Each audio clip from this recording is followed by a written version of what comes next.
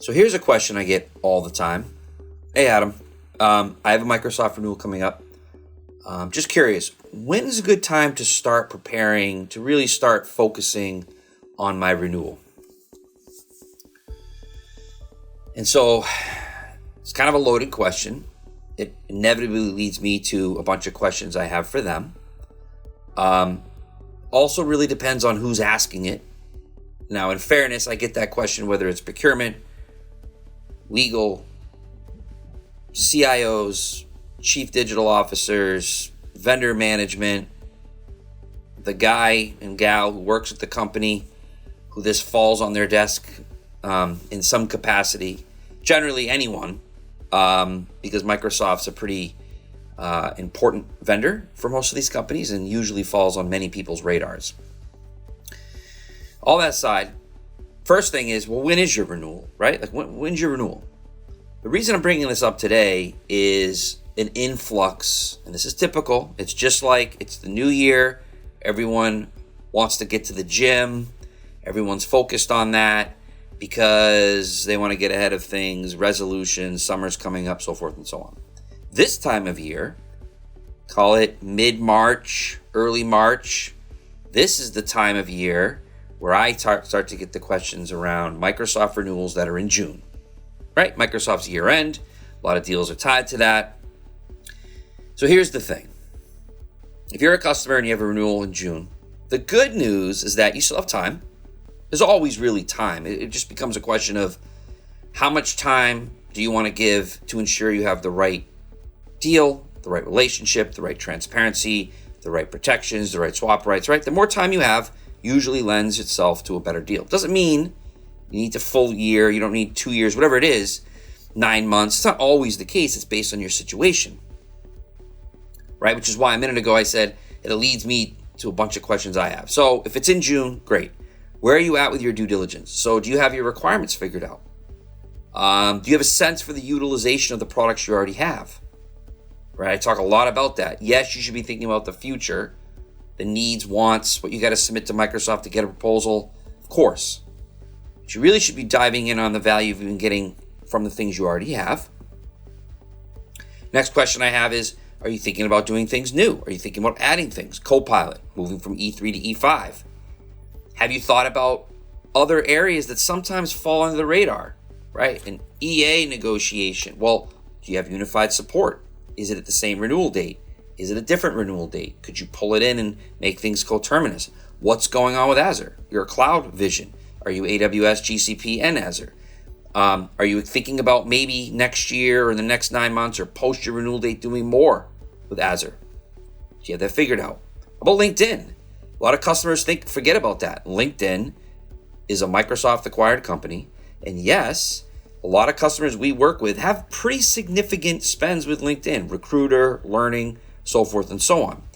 Maybe it's a different renewal date. Maybe it's completely different budget holders. Maybe it's completely different stakeholders. Maybe the term dates are different. But either way, do you have a sense for where you sit, where you're going? You should pull all this together. Now, that aside, have you even started discussions, right? So does Microsoft know what you're thinking? Has Microsoft presented what they're thinking? And that's a key one. They've definitely been building their playbook. They've definitely built the proposal they want to submit to you. And trust me when I tell you this, it's not going to be 100% customer focused. And we heard you, this is what you only need. No, it's going to be that plus these things. Of course, they need to sell you. Where are you at internal alignment? Right? Unified messaging is going to be critically important. I say this all the time, right? When we advise and coach and counsel and empower customers, we deliver, we support these negotiations. But at the end of the day, how the company works as a team is going to be critically important. Do you have that figured out? Who's talking to who at Microsoft? Who's talking to who at your reseller? Is there a unified message, a story?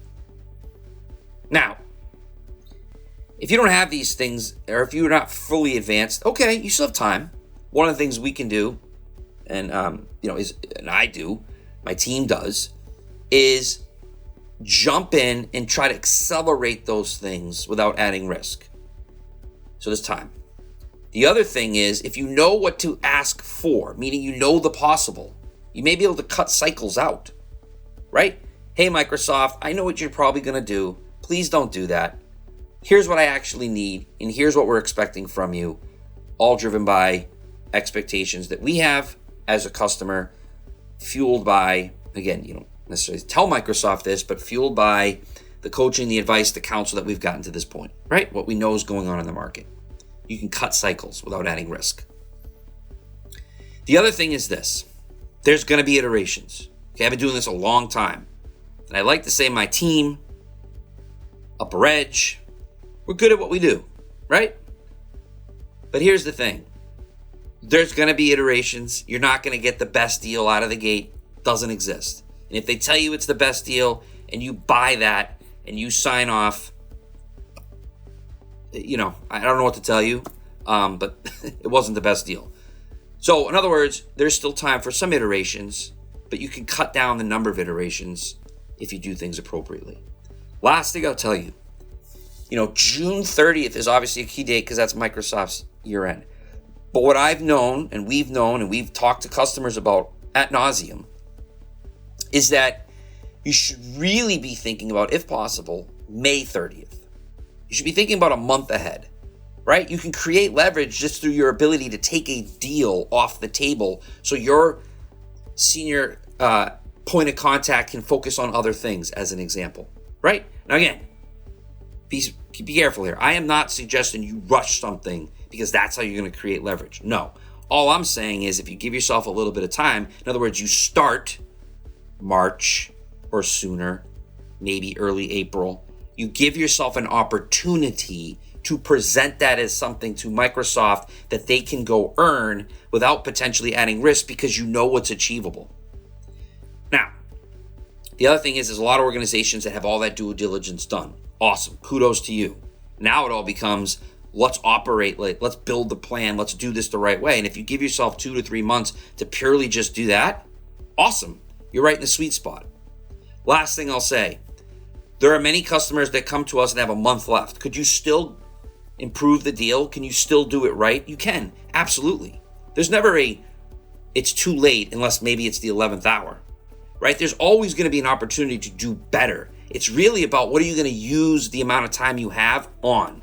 Are you using it on the right things or the wrong things?